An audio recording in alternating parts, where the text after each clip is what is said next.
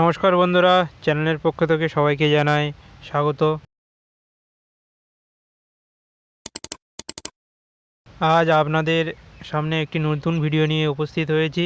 এই ভিডিওর মাধ্যমে আপনাদেরকে জানাবো যে কিভাবে বোরো ধানের রোপণ করবেন, রোপণ করার নিয়মটা কী এবং কিভাবে রোপণ করলে পাশকাঠি বেশি হবে, সেই সব বিষয়ে আজকে আমরা আলোচনা করব। রোপণ করার আগে আপনাদেরকে কালি দেখতে হবে যে কালিটা চওড়া না সরু বা বড় না ছোট, সেগুলো খেয়াল রাখতে হবে এবং একটা কালিতে কটা পাশকাঠি আছে সেই সব জিনিসগুলো খেয়াল রাখতে হবে। যেমন আপনাদের যদি একটা কালিতে 3 থেকে 4টি শাখার বেশি থাকে তাহলে কিন্তু আপনাদের এক কালি করে রুইতে হবে, এবং যদি দেখা যাচ্ছে যে একটা ধানে একটাই কালি আছে সেক্ষেত্রে কিন্তু আপনার একটা রুলে কিন্তু হবে না। এবং যদি একটা ধানের বা দুটো পাশকাঠি সারে 3টে শাখা সমেত যদি কোনো ধান হয় সেক্ষেত্রে আপনাদেরকে দুটো করে ধান অবশ্যই নিতে হবে। এবার বলি যে ধান থেকে ধানের দূরত্ব হবে, মানে একটা গোছ থেকে একটা গোছের দূরত্ব হবে কিন্তু 9 থেকে 10 সেন্টিমিটার হাইব্রিড ধানের ক্ষেত্রে। কারণ বেশি ঘন রুইলে কিন্তু আপনাদের গোছ বড় হয়ে যাবে এবং সেক্ষেত্রে আপনাদের হাঁটতে অসুবিধা হবে, স্প্রে করতে অসুবিধা হবে এবং ধান ভালো হবে না, মানে হাঁপসে যাবে।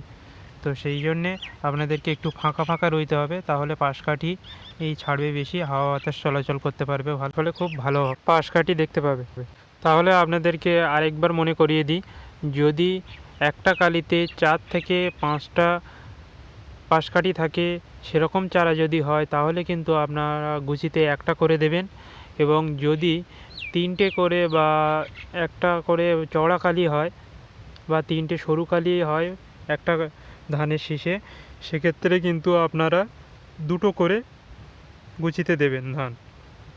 এবং যদি দেখেন যে একদম সরু সরু হয় তাহলে কিন্তু আপনারা 3টে করে ধান আপনারা গুছিতে দিতে পারেন। এই জিনিসটা খেয়াল রেখে রুইবেন। আপনারা দেখতে পাচ্ছেন এখানে কতটা ডিস্টেন্স রেখে, এবং দুকালি যেগুলো সরু আছে সেগুলো 3 কালি আর যেগুলো চওড়া আছে সেগুলো 2 কালি করে দেওয়া হচ্ছে। তো আপনারা এইভাবে রুইলে কিন্তু ধানের ফলন ভালো পাবে। আপনারা দেখতে থাকুন কিভাবে রুইছে। ভিডিওটা ভালো লাগলে অবশ্যই চ্যানেলটিকে সাবস্ক্রাইব করে দেবেন। এই রোয়া হয়ে গেলে যেসব জমিতে বা যাদের জমিতে আগাছা হয়, এই রোয়া 3 দিনের মধ্যে কিন্তু আপনারা আগাছানাশক জমিতে স্প্রে করে দেবেন। আর যাদের জমিতে আগাছা হয় না তাদের না দিলেও চলবে, কিন্তু যাদের হয় এবং জৈব সার বেশি দেওয়া আছে তাদের তো অবশ্যই হবে, তারা কিন্তু অবশ্যই 3 দিনের মাথায় স্প্রে করে দেবেন। আর যদি স্প্রে করে দেওয়ার পরে ধান হলুদ হয়ে যায় তাহলে ভয় পাবেন না, ওটা কয়েকদিনের মধ্যে ঠিক হয়ে যাবে।